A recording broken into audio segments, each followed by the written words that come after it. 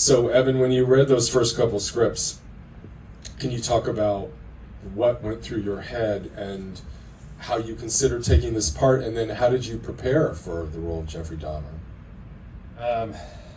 Well, thanks for saying all that, first of all.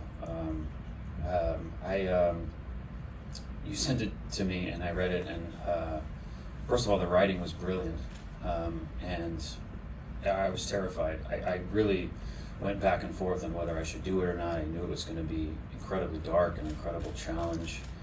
But you recommended that I watch the Dateline Stone Phillips interview, and in that you really see how he speaks about what he did, and I was fascinated by that, and I wanted to dive into the psychology of that extreme side of human behavior. So I read as many books as I could, psychology reports, confessions, timelines, all in an attempt to try to understand why he did what he did.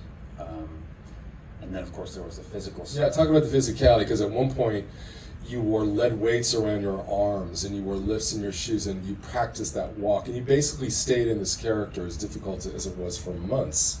Yeah, I mean, we did 4 months of prep, 6 months of shooting, and he's a very straight back. He doesn't move his arms when he walks, so I put weights on my arms to see what that felt like. I wore the character's shoes with lifts in it, his jeans, his glasses. I had a cigarette in my hand at all times. I wanted all this stuff, these external things, to be second nature when we were shooting.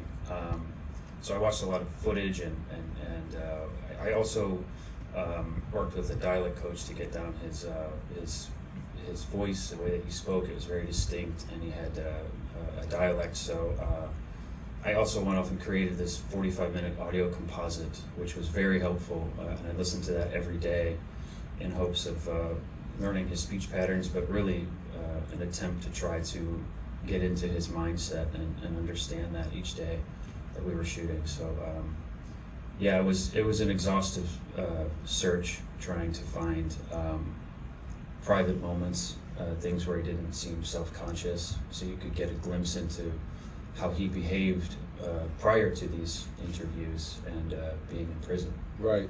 And one of the things I remember when we finished it, you called me up and you said, well, I gave it my all. I gave it 120%, which I'm here to say you did.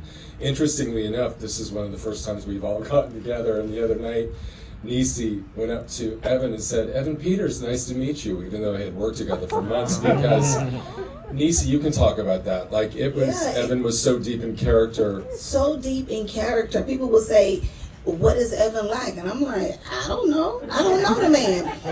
Because in his process, I respected his need to keep the distance and the tension so that it played out on screen, as opposed, because I'm coming in initially like, hey, how you doing? Good morning, and he was like, oh, no, ma'am, and so I was like, oh. And then I realized, I said, oh, he's in his process. Yeah, Evan, just briefly before we move on, can you talk about how you got out of it? Because you said that you had watched Step Brothers recently, and like, everybody always thinks of Evan as dark and brooding, and I'm like, absolutely not. Evan is hilarious.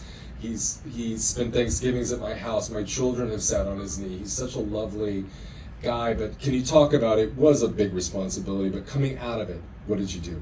Yeah, it was, doing the role, I wanted to give it 120% the whole way through, so I brought in a lot of darkness and negativity, and so really it was just having that end goal in sight, knowing when we were going to wrap, and finally being able to breathe and let it go and say, okay, now it's time to bring in the joy and the lightness and watch comedies and romances and go back to St. Louis and see my family and friends and